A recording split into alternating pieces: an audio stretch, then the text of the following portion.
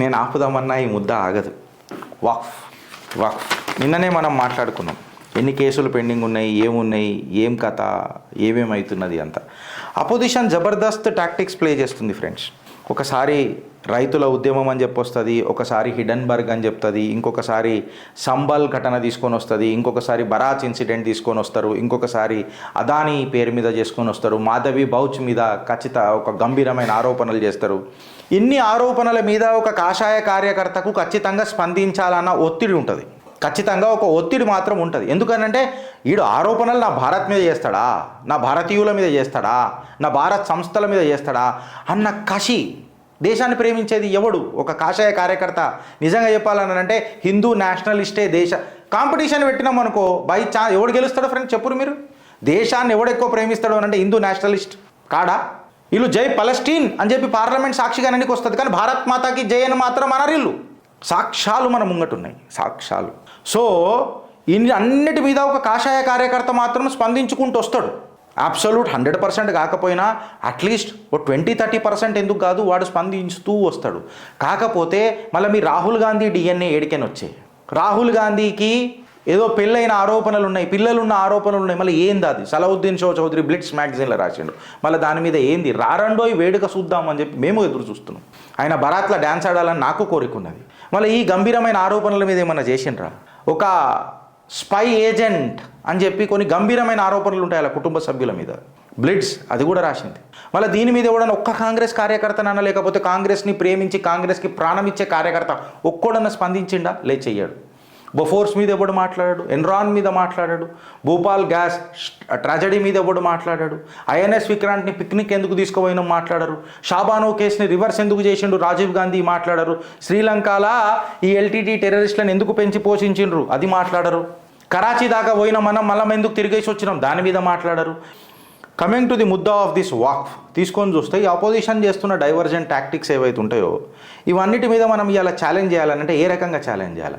దానికి తోడు ఈ మనోడు కూడా గంగా జమున తైసి కాగజ్ నైది కాయింగే పర్ ఇంకో చాలా పెద్ద పెద్ద మాటలు మాట్లాడతాడు. బ్యారిస్టర్ అని చెప్పుకొని తిరుగుతాడు కదా, అసదుద్దీన్ ఓవైసీ గురించి మాట్లాడుతున్నా. ఈయన ఇవన్నిటిని శానిటైజ్ చేయడానికి వస్తాడు. మేము ఠేకాదారులం అని చెప్పి మాట్లాడతాడు. సంబల్ ఇష్యూల మీద కూడా మనం అంతా చూసినాం. వర్షిప్ యాక్ట్ అని మాట్లాడతాడు, అదని మాట్లాడతాడు, ఇదని మాట్లాడతాడు. మళ్ళా హిందువుల పక్షాన ఒక్కసారి ఎందుకు మాట్లాడవు రాబాయ్? నువ్వు నాకు అర్థం కాదు. నువ్వు ముస్లిమీన్ అని పార్టీకి పెట్టుకుంటావు. ఒక హిందూ నేషనలిస్ట్ ప్రధానమంత్రి ఎందుకు కావద్దని చెప్పి నేను అడగొద్దు రాబాయ్? ఒక మాట అడుగుతున్నా. నీ పార్టీ పేరే ముస్లిమీన్, నువ్వు ముస్లింల కోసమే పనిచేస్తావని చెప్పి మాట్లాడతావు. నేను ఒక ఛానల్ హిందుత్వకు పెట్టుకున్నా, నేను ఒక హిందువుల తరఫున మాట్లాడినా, హిందువుల మద్దతు తెలిపినా నేను మతోన్వాదిని అవుతా. ఎట్లా? నా సోదరులు మతోన్వాదులు అవుతారు ఎట్లా? అంటే హిందుత్వం అని చెప్పి ఒక ముచ్చట మాట్లాడొద్దా? అంటే మీకు గులాంలా మారా? నాకు అర్థం కాదు. కానీ నేను ఆ ఠేకాదారు గాలని అందరిని అడుగుతున్నా, నాకు చెప్పురు ఫ్రెండ్స్. ఈ సంబాల్ ఘటనలో కూడా ఉలేమా జమాత్ ఏం మాట్లాడుతుంది అంటే జై శ్రీరామ్ స్లోగన్లు వచ్చినాయి, అందుకే ఆడ ఉద్రిక్త వాతావరణం. అంటే జై శ్రీరామ్ అనేది ఎందుకు? మళ్ళీ నువ్వు నీ స్లోగన్లు ఇచ్చినప్పుడు అది సెక్యులరా? అసలు భారతదేశంలో సెక్యులరిజం ఉన్నదా అని అడుగుతున్నా ఫస్ట్ టైం నేను. అగర్ భారతదేశంలో సెక్యులరిజం అనేది ఉంటే ఇట్లాంటి పంచాయతీ అసలు ఉంటుందా? అసలు నా హక్కుల కోసం ఒక హిందూ ఎందుకు కొట్లాడాలా? ఇది ఎక్కడి సెక్యులరిజం అని చెప్పి నేను మాట్లాడుతున్నా.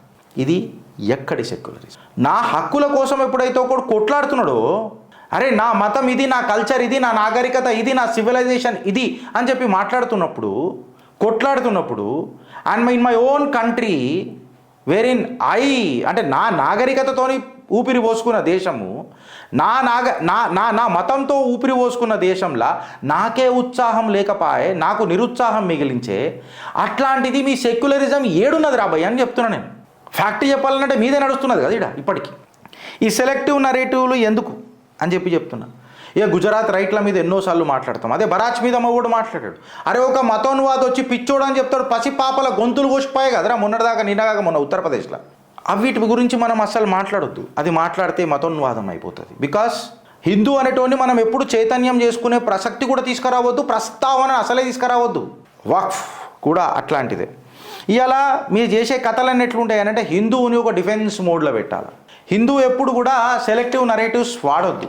వాడు ఎంతసేపు మీరు నడుపుతున్న నరేటివ్ల చుట్టే తిరగాల. ఆ జుబేర్ గాడు ట్వీట్ కొడతాడు, అల్ఫా కరుమ్ షెర్వాని కొడుతుంది, వీళ్ళ చుట్టే తిరగాల. అసదుద్దీన్ ఓవైసీ మాట్లాడిందంతా సత్యహరిశ్చంద్రుడు మున్మన్మళ్ళ లెక్క నిజము, పార్లమెంట్ సాక్షిగా జై పాలస్తీన్ అంటాడు కానీ భారత్ మాతకి జై అని అన్నాడు. ఆయనని సంసద్కి పంపించిన భారతం ఆయన జై భారత్ అన్నాడు, భారత్ మాతాకి జై అని అన్నాడు. హిందూ రైట్లు డిప్రైవ్ కోసం మీరు కొట్లాడుతూ ఉంటారు, మీ రైట్లు పెత్తనం కోసం కొట్లాడుతూ ఉంటారు. ఇది ఎక్కడికేని అవుతుంది అని చెప్తున్నా. అంచెలంచెలుగా, ఇది ఇప్పుడు కాదు ఫ్రెండ్స్, అంచెలంచెలుగా.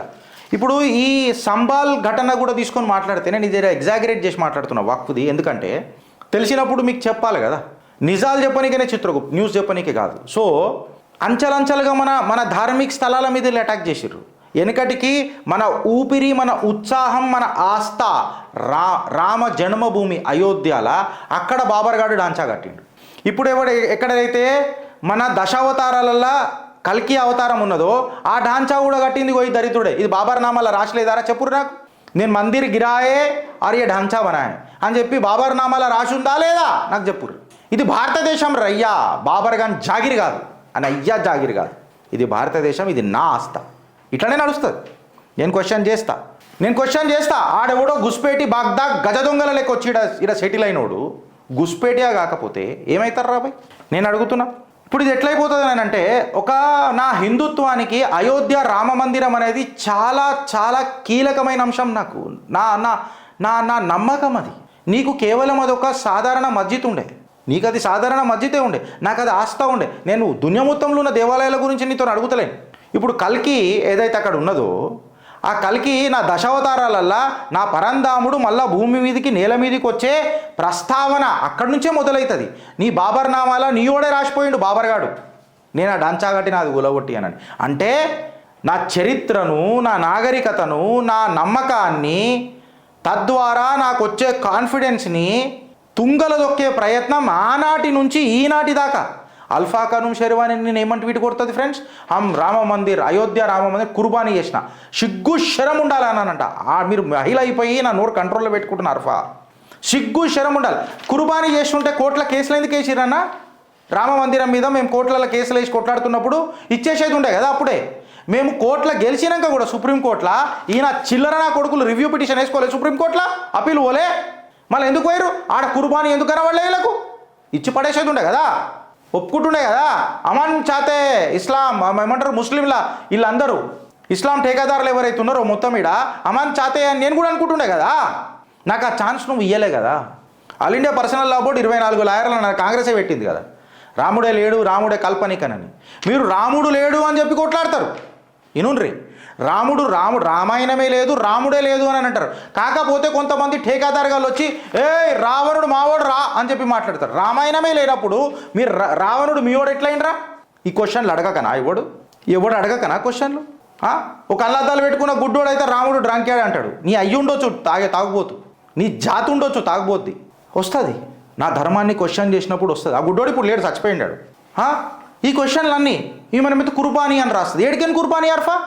Have you not challenged the Supreme Court orders going for a review or an appeal? Then why you have done that? ఎందుకు అపీల్ చేసినావు? ఎందుకు కోర్టు తీర్పియంగానే యాక్సెప్ట్ చేసేది ఉండే? ఫస్ట్ ఆఫ్ ఆల్ పిటిషన్ వేసేది లేకుండే, కౌంటర్ వేసేది లేకుండే. అవును ఇది అయోధ్య రాముడు పుట్టిన స్థలమే, వాళ్ళ కాస్త సరే ఇది ఒక్కటి మేము ఇచ్చేస్తున్నాం అని చెప్పి హిందువులకు పత్రాలు ఇచ్చేసేది ఉండే. మేము కేసు కొట్లాడాం, అమన్ చాతే అని. నువ్వు కేసు కొట్లాడినావు, నీ శాయశక్తులు నువ్వు ప్రయత్నం చేసినావు. దాని తర్వాత ఎప్పుడైతే కేసు ఓడిపోయిన తర్వాత నువ్వు మళ్ళీ రివ్యూ పెట్టుకున్నాక ఇప్పటికీ కూడా హమారే డాంచా గిరాంగా హమ్ యాద్ రకింగే అని చెప్పి మాట్లాడుతూ ఉంటావు. కానీ హిందూ ఒకటే మాట మాట్లాడుతున్నాడు, ఆయన నాయకత్వంలో న్యాయబద్ధంగా గెలిచినాం, అడ్డొచ్చిన వాళ్ళందరికీ కుర్చీ మర్తా పెట్టి అని చెప్పి చెప్తున్నాం. వక్ఫ్ అన్లిమిటెడ్ పవర్స్ వక్ఫ్కి ఇచ్చింది ఎవరండి? కాంగ్రెస్ కాదా? Unlimited powers. ఇక వాడు ఖర్చు వేసిండు అంటే కథమిగా. ఇప్పుడు నేను అదే చెప్తా, తెలంగాణలో కూడా ఎందుకు కథ.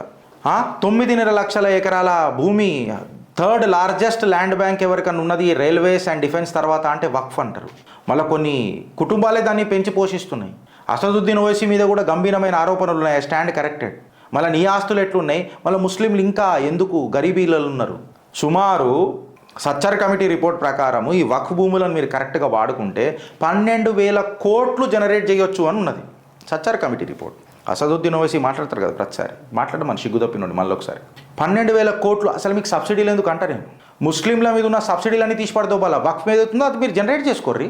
మా టెంపుల్ల మీద ఎందుకు పడేస్తారా? కాకపోతే ఈ వక్ఫ్ అన్నిటి మళ్ళీ మెయింటైన్ చేసేది ట్యాక్స్ పేయర్ల పైసా. ఏఎస్ఐ ఆధ్వర్యంలో ఉన్నదాన్ని వక్ఫ్లో కన్వర్ట్ చేసుకుంటాడు. మళ్ళీ ఈ వక్ఫ్ని మొత్తం బిల్డింగ్లను మెయింటైన్ చేసేది ఎవడు? మళ్ళీ ట్యాక్స్ పేయర్ల పైసా. నీదని అంటావు, నీ దాన్ని నేనెందుకు పెంచి పోషించాలరా? నువ్వు నా దేవాలయం మీద నాదని అన్నప్పుడు నా దగ్గరకు వచ్చి ఆదాయం వచ్చింది దేవుడైనా ట్యాక్స్ కట్టాలని చెప్పి నా దగ్గరికి ట్యాక్సులు వసూలు చేసుకునే ఆ బిచ్చంగాలని అడుగుతున్నా. బిచ్చపోలారా, కాఫీర్ల పైసా ఎందుకురా? ఎందుకు కాఫీర్ల పైసా? లజ్జిత్ హోనా చాహియే తుమ్ లోగ్, లజ్జిత్.